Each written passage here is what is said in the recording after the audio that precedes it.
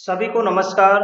एक बार फिर से आप सभी का आपके अपने चैनल एस आर जाजोरिया पर स्वागत है। आज का हमारा टॉपिक है टेंस, हिंदी में बोलते हैं काल। बहुत बेसिक कॉन्सेप्ट है ये, लेकिन सभी के लिए बहुत ही महत्वपूर्ण है। चाहे किसी भी क्लास का स्टूडेंट्स हो या फिर कोई भी छात्र छात्रा जो कंपटीशन की तैयारी कर रहे हैं, सबके लिए इंग्लिश ग्रामर का ये बहुत ही इम्पोर्टेंट टॉपिक है।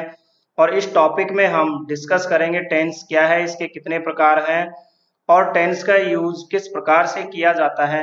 सभी टेंसेज के बारे में बताएंगे। तो एक ही वीडियो में मैं आपको सारे टेंस समझाने का प्रयास करूंगा। इस वीडियो को आप ध्यान से देखें और लास्ट तक देखें। आपके सभी इससे रिलेटेड डाउट क्लियर होंगे और आपको ये टॉपिक बड़े अच्छे से समझ में आएगा। तो चलिए मेरे साथ एंजॉय करते रहिए इंग्लिश। टेंस क्या है? Tense change the form of verb to express the time of an action. इस बात को आप समझने का प्रयास कीजिए। कार्य के समय के अनुसार वर्ब के रूप में जो परिवर्तन होता है उसे ही टेंस कहते हैं। ये क्या कह रहा है सेंटेंस? ये इंग्लिश में लिखा है, हिंदी में लिखा है। कार्य के समय के अनुसार वर्ब की जो फॉर्म है ना, समझे बच्चे, वर्ब की जो फॉर्म है उसमें जो चेंज होता है उसे ही टेंस कहते हैं।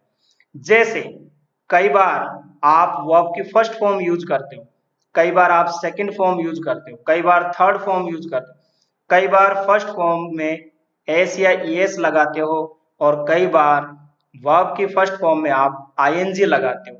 ये सब क्या है? ये कार्य के समय के अनुसार वर्ब की जो फॉर्म है ना उसमें चेंज हो रहा है, उसे क्या कहते हैं? हम टेंस कहते हैं।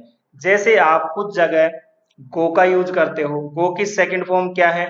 वेंट, आप वेंट का यूज करोगे। थर्ड फॉर्म क्या है? गॉन, आप गॉन का यूज करते हो।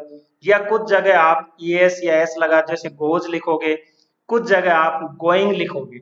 ये क्या है? ये कार्य के समय के अनुसार जो वर्ब की फॉर्म में चेंज है ना उसे ही टेंस कहते हैं। और वर्ब की फॉर्म में जो चेंज होता है उससे ही हमें पता लगता है कि ये सेंटेंस किस टेंस का है। तो ये तो हुई डेफिनेशन। नेक्स्ट है काइंड्स ऑफ टेंस, काल के प्रकार। टेंस कितने प्रकार का होता है आप सभी जानते हो, चाहे पढ़ा लिखा हो चाहे अनपढ़ हो। अनपढ़ भी बता देगा कि काल कितने प्रकार का होता है, टेंस कितने प्रकार का होता है। 3 प्रकार के होते हैं। पहला है प्रेजेंट टेंस यानी वर्तमान काल, जिसमें वर्तमान की बातें होती हैं। मैं खाना खा रहा हूं, मैं गांव जा रहा हूं, मैं आपको ये टॉपिक पढ़ा रहा हूं, ये प्रेजेंट की बातें हो रही है। पास्ट टेंस यानी भूतकाल, जो बीत चुका है, जो हमारा अतीत है, गुजर चुका, चाहे अभी थोड़ी देर पहले हुआ हो, तो वो सभी पास्ट में आता है। मैं गांव गया था या मैंने क्रिकेट खेला, ये सभी बातें पास्ट में आती हैं। फ्यूचर टेंस यानी भविष्यत काल, जिसमें आने वाले समय की बात हो। मैं गांव जाऊंगा, मैं क्रिकेट खेलूंगा, मैं आपको एक और वीडियो मैं आपको एक और लेसन पढ़ाऊंगा वीडियो के माध्यम से। तो ये सभी क्या है? फ्यूचर टेंस में, यानी जिसमें आने वाले समय की बात की जा रही हो। प्रत्येक टेंस के 4 भेद होते हैं, या हम कहें कि इनकी सब कैटेगरी होती है 4। कौन कौन सी?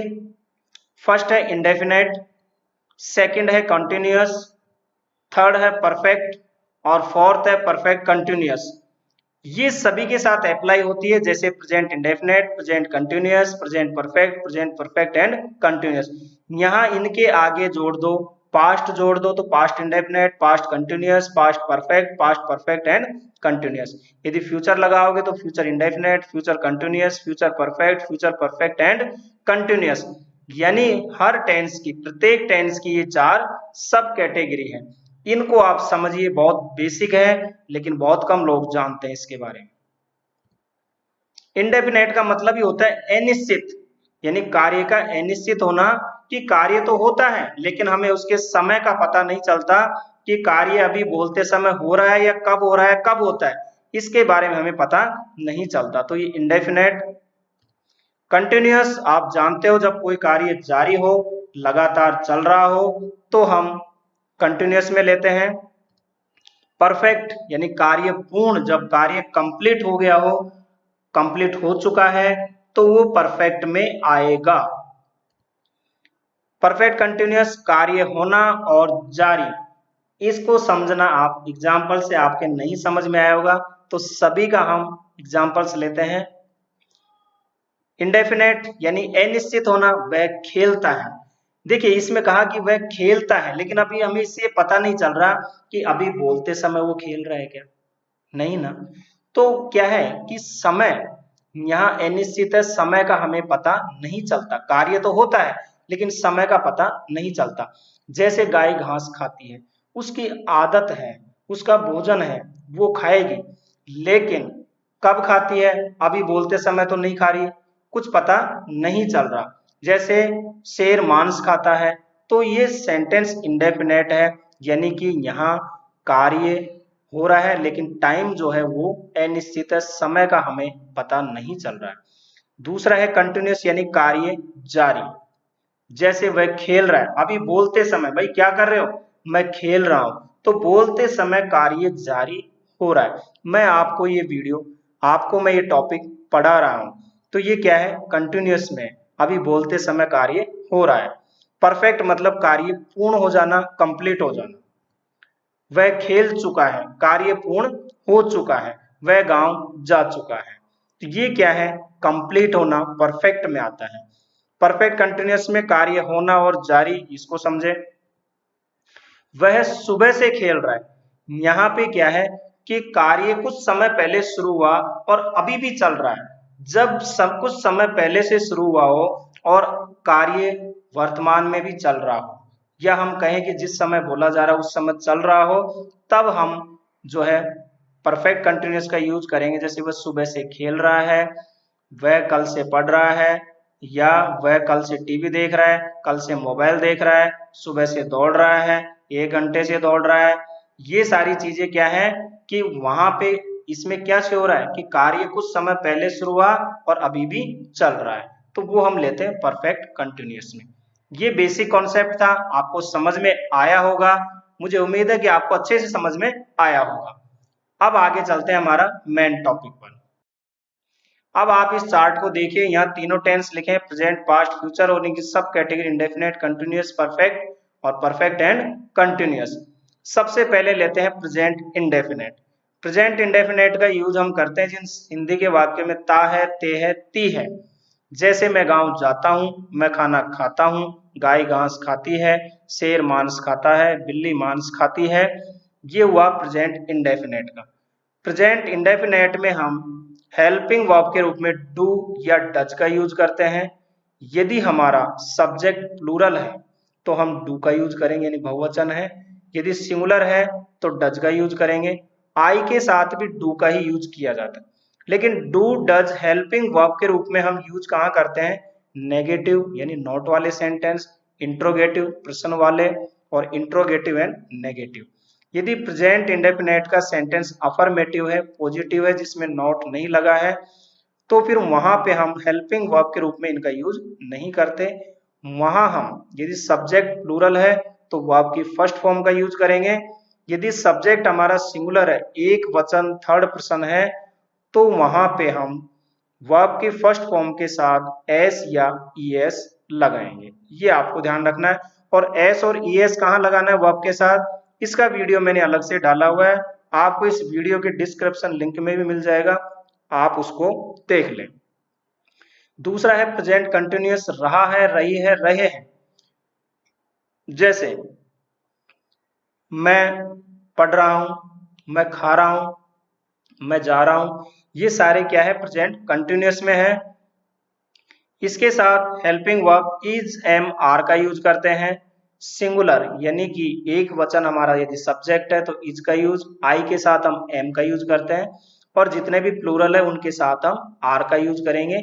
यू के साथ भी आर का ही यूज किया जाता है, और वर्ब की फर्स्ट फॉर्म में आप आईएनजी लगाओगे। नेक्स्ट है प्रेजेंट परफेक्ट, यानी चुका है, चुकी है, चुके हैं, या फिर या है, ये है, ये है। जैसे मैं खाना खा चुका हूं या मैंने खाना खा लिया है। इस तरह के सेंटेंस प्रेजेंट परफेक्ट में बनाओगे। हेल्पिंग वर्ब हैज और हैव का यूज करोगे। यदि सब्जेक्ट हमारा सिंगुलर है तो आप हैज का यूज करोगे, और यदि प्लूरल है उसके साथ हैव का यूज करोगे। आई के साथ भी आपको हैव का यूज करना है। वर्ब की थर्ड फॉर्म का यूज किया जाता है। नेक्स्ट है प्रेजेंट परफेक्ट एंड कंटिन्यूस। यहाँ रहा है, रही है, रहे हैं, लेकिन एक विशेष ध्यान रखना है कि यहाँ समय दिया होगा, और समय से पूर्व यदि समय हमारा निश्चित है तो सिंस का यूज करोगे, यदि अनिश्चित है तो आप फॉर का यूज करोगे। यहाँ भी आपको हैज बीन और हैव बीन का यूज करना है, ये हेल्पिंग वर्ब के रूप में। वर्ब की फर्स्ट फॉर्म में आपको आईएनजी का यूज करना है। नेक्स्ट है पास्ट इंडेफिनेट। इसकी पहचान है या, ई, ई, ता था, ती थी, ते थे।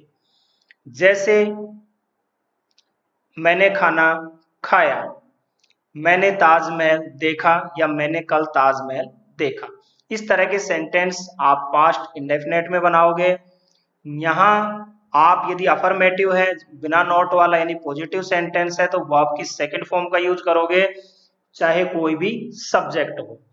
लेकिन यदि नेगेटिव है, इंट्रोगेटिव है, और नेगेटिव एंड इंट्रोगेटिव है, वहां पे आप डिड का यूज करोगे हेल्पिंग वर्ब के रूप में, चाहे सब्जेक्ट कोई भी हो। पास्ट कंटिन्यूअस रहा था, रही थी, रहे थे। जैसे मैं खाना खा रहा था, मैं नहा रहा था, मैं जा रहा था। यहाँ आप हेल्पिंग वर्ब के रूप में वाज वर का यूज करोगे।